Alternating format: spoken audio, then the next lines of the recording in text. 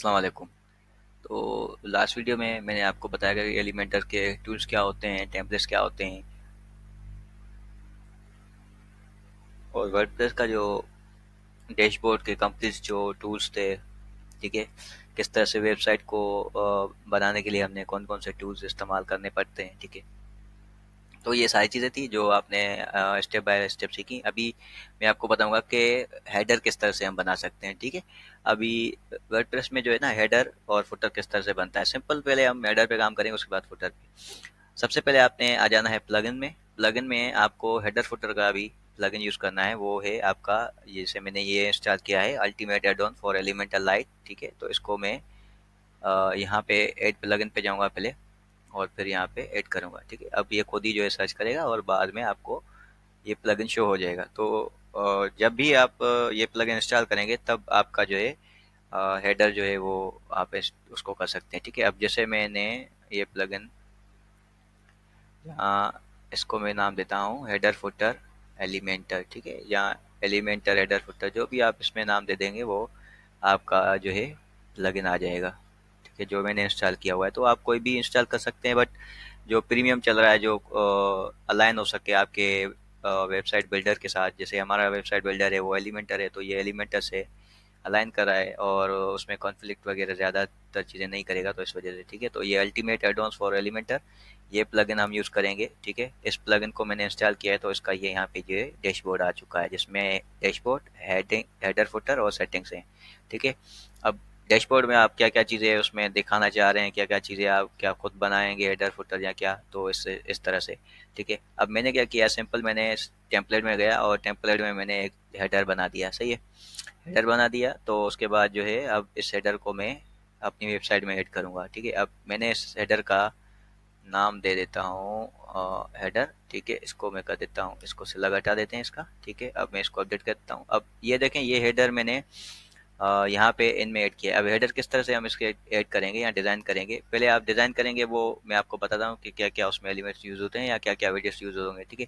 अब जैसे ही आप हेडर पे क्लिक करेंगे तो यहाँ आप उसका नाम दे देंगे, उसके बाद आप सिलेक्ट करेंगे कि आप क्या ऐड कर रहे हैं, template, as a template, type of template. मैं चाह रहा हूँ कि मैं हेडर और डिस्प्ले इसका जो होगा पूरी वेबसाइट पे आना चाहिए, ठीक है। जैसे फुटर और जो आपका होगा, फुटर और हेडर, वो आपका इंटायर साइट पे आ जाता है, ठीक है। इसको हम पब्लिश कर देते हैं, उसके बाद इसको आप एडिट करेंगे, एडिट विद एलिमेंटर। जैसे ही आप एडिट विद एलिमेंटर पे करेंगे तो ये आपका इस तरह से जो है ओपन हो जाएगा।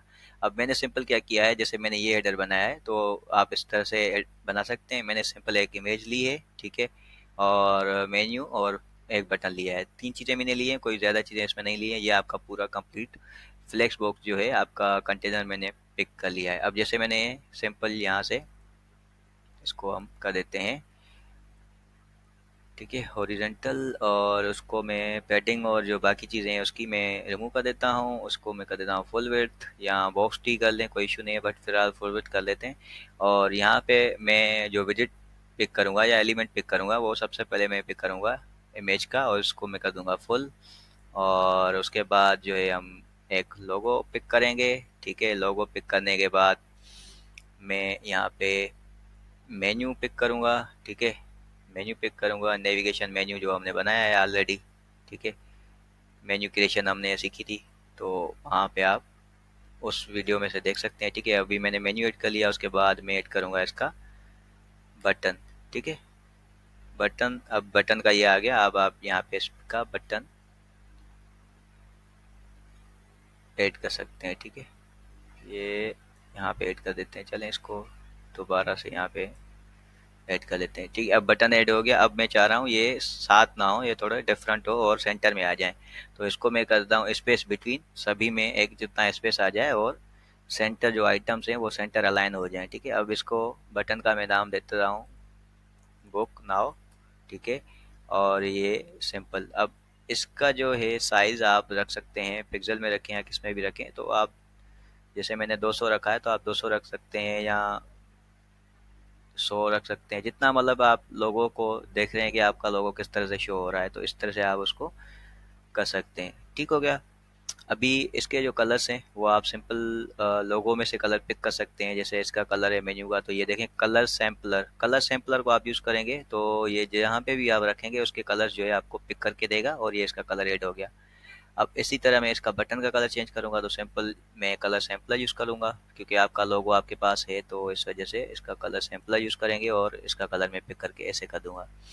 ठीक है। अब मैं चाह रहा हूँ देखूँ कि किस तरह से नज़र आ रहा है। अब ये देखें यहाँ पे ये चीज़ें मिल जाती हैं। ठीक है, तो आप इसको पैडिंग भी दे सकते हैं। राइट से जो है आप 16 कर दें, लेफ्ट से आप 16 कर लें, तो आप थोड़ा बहुत इसकी पैडिंग जो है आपके पास आ जाएगी और थोड़ा दूर हो जाएगा इस मतलब कि आपके जो व्यू पॉइंट है जहाँ जो आपकी पूरी फुल विड्थ स्क्रीन है। तो फिलहाल हम इसको फुल के बजाय बॉक्स कर लेते हैं और ये अभी सेंटर पे आ जाएगा। और ये देखें एक अच्छा सा हेडर हमने सिंपल बना दिया है, इसमें कोई जो है बड़ी साइंस वगैरह नहीं है। ठीक है, अब मोबाइल में देखें इसका व्यू इस तरह से आ रहा है। देखें अभी इसको मैं बंद करूँगा।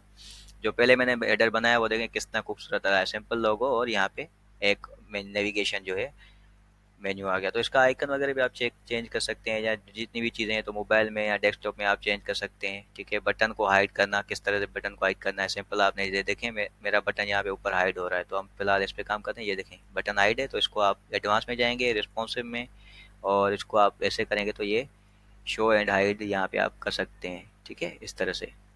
तो मैं चाह रहा हूँ मोबाइल और डेस्कटॉप पे जो है ये हाइड रहे, इन दोनों पे देखें हाइड है तो ये थोड़ा खूबसूरत लगेगा। ठीक है, और बाकी जो है इस पे जो है हमारा सही से नज़र आ जाए। ठीक है, इस तरह से आपको ये चीज़ें नज़र आएंगी।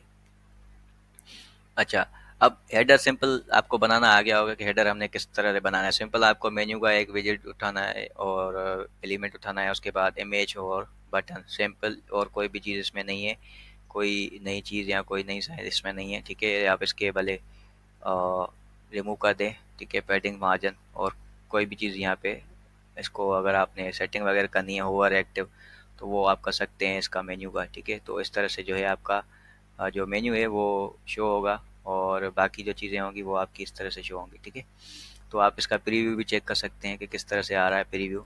सही है, ये देखें प्रीव्यू इस तरह से आ रहा है। पीछे मैंने हल्का बैकग्राउंड दिया है पूरे इसको, अगर आप इसको देखेंगे तो ये देखें मैंने हल्का सा बैकग्राउंड दे दिया है इसको। ठीक है, तो ये थोड़ा सा नज़र आ रहा है। जहाँ आप इसको पेडिंग देना चाहें, क्योंकि पेडिंग इसलिए कि ताकि ठीक है 5 तक पेडिंग देना चाहें तो दे सकते हैं, थोड़ा बहुत इससे हट जाएगा। अब देखें ये थोड़ा यहाँ से नज़र आ रहा है। सही है, इस तरह से। तो ये मैंने सिंपल जो है हेडर बनाया है। इस तरह से आप फुटर भी बना सकते हैं, और बाकी जितने भी जो है आप यूज़ करना चाहें चीज़ें यूज़ कर सकते हैं। तो फिलहाल इतना ही। अल्लाह हाफिज़।